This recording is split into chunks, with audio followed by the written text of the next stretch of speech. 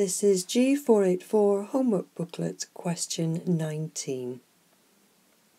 So we are considering an object undergoing simple harmonic motion, and the first part of the question is based on definitions of a number of terms. It's worth noticing that there are 2 marks for each part of this question, because otherwise there's a danger that you might not say enough. You are asked to describe the difference between, firstly, displacement and amplitude. Now, your first likely thought might well be to state that the amplitude is the maximum displacement. And it's a good point, but it's only one. So you need to say something as well, something else. So the other point to make is actually the definition of displacement itself as the distance from an equilibrium position. The second half of the question follows the same pattern, distinguishing between frequency and angular frequency. The easiest way to do this is to first of all define frequency, the number of oscillations per unit time. Then you can make a comparison between angular frequency and frequency. You can relate the two. So you know the equation, omega equals 2 pi f, so angular frequency is the product of 2 pi and frequency. If you're wondering what the background noise is, it's neighbours with fireworks. So next part of the question. We have got a harbour, and you need to spend a little bit of time looking at the diagram and taking in the information. So we have seawater, which is changing its height according to the tide, moving from low tide at 13 metres to high tide at a depth of 18 metres.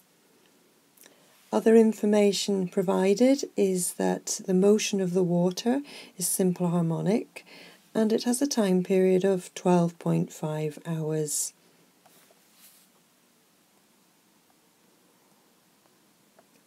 Now, the first part of the question asks for the amplitude of this oscillation of the water surface. So just quickly glancing back to the diagram, you're picturing an oscillation of the water here. So you have the difference in heights of 18 and 13, but the amplitude is only going to be half of that difference. So you have to do 18, take away 13 and divide by 2. The next part of the question is asking you for the frequency of the oscillation. You were given the time period, so that's fairly straightforward. You're just going to do frequency is the reciprocal of the time period, but you need to be careful with units. You want an answer in hertz, so you need a time period in seconds. So do the conversion first and then substitute it into the equation. The next part of the question is asking you for the maximum vertical speed of the water surface. This is often an easy question because you're just using an equation from the data sheet. You have just worked out the frequency and the amplitude, so it's really just combining all your information together with another equation.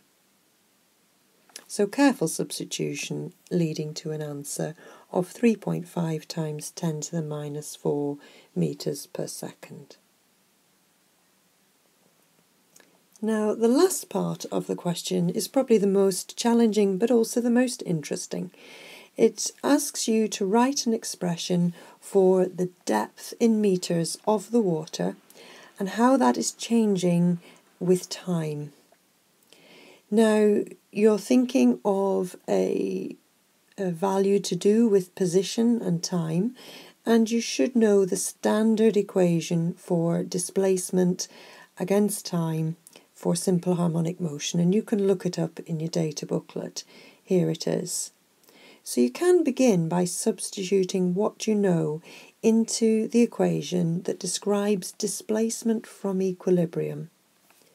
You worked out the amplitude as 2.5, and you have also worked out the frequency in a previous part of the question. However, you're not finished here. Look back to the question and think carefully. You're asked for the depth of the water. This equation can only tell you the displacement from equilibrium. So you then need to add on another term for the equilibrium depth. And then the water will oscillate above and below this value. This value of 15.5 simply comes by looking at the original diagram and picking the depth that is halfway between the 13 and the 18. And so an interesting question leading you to come up with an expression for the depth of the water changing with time.